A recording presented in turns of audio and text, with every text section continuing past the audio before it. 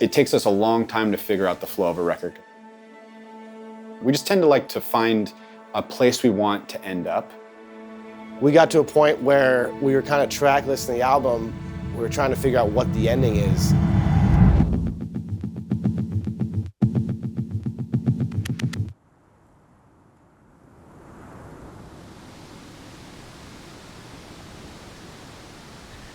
Well, I am rolling them.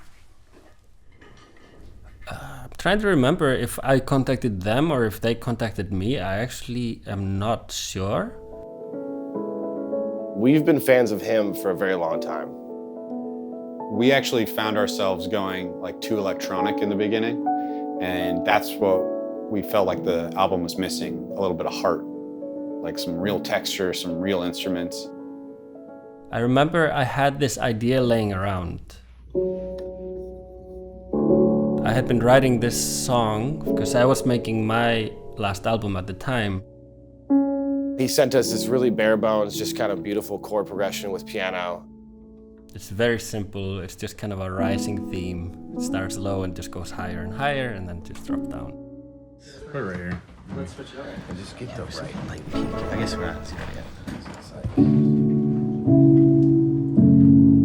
So what we did is we took his piano stuff and then started chopping it up.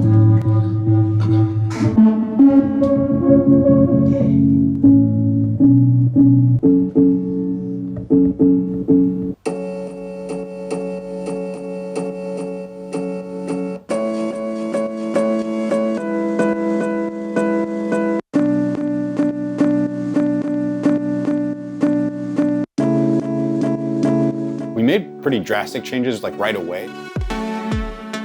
The idea was mainly to take, this really ambient setting and flip it and put it into more driving on the floor beat. I'm sure that first version we sent him was a little shocking. It was a banger, and I was so happy. Because that's like kind of where I always felt like the song was going, but it's not my profession to make bangers.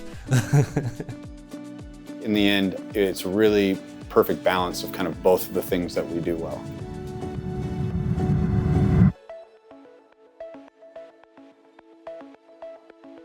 It took a while too. Like there was one point where we didn't work on the song for like 4 months.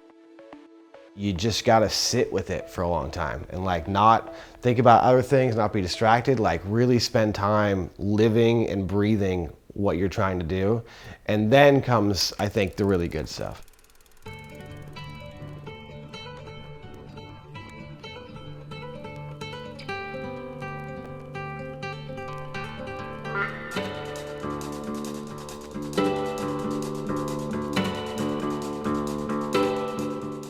I went to college and I cut an album and the local radio station started playing it. It was not monumental, but it gathered some kind of a following.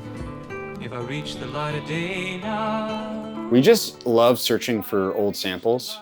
We're not necessarily like just hunting for samples. We just enjoyed his album. And it feels like you're like finding like a piece of treasure that no one's found, Like this is hauntingly beautiful. We gotta find a way to use this. And you guys knew nothing about Stephen Ambrose's? No. Not one bit. While I was doing different musical projects, I was also doing the in-ear monitors. So did he create them or he helped develop them? Yes. He created the in-ear monitor? Wow. No shit. My mom bought me a $10 guitar.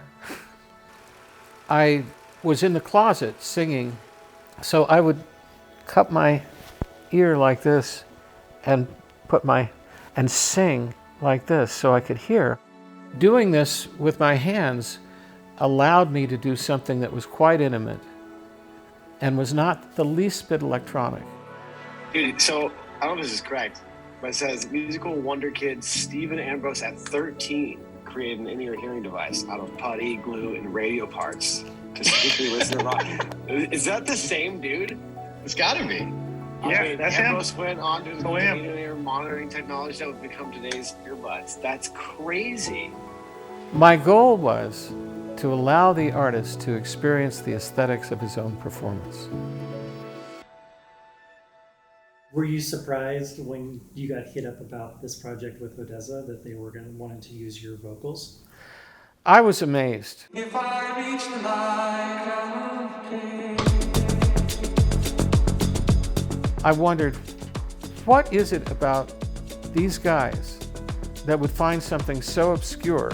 And then what really amazed me was what this cut that I did, and I think I wrote it when I was 16, and what it aspired to, they captured with music that I had never heard before.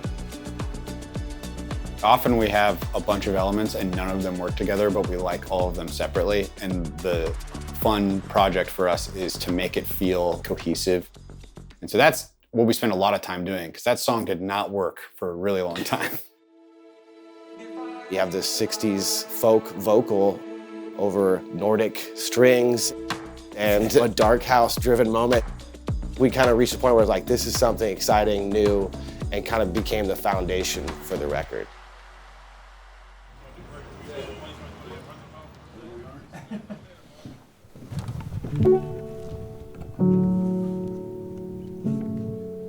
Sounds like the right. Yeah. I think in a lot of ways, music to me is the best version of myself. I feel like I'm doing something important when I see someone else react to it and it's made them feel in any way. Why do I like this is kind of my question I always go to. Is it the emotive chord progression? Is it the sound design? Is it like a simple drum break? That's really like the focal point, is trying to get that emotive sensation response out of the music. Art really, without communication, doesn't exist. So audio is simply a communication of art. We feel something very deep. It's a spiritual thing. Whether you believe in God or not, it's something that cuts so deep into our core being that we can't really explain it.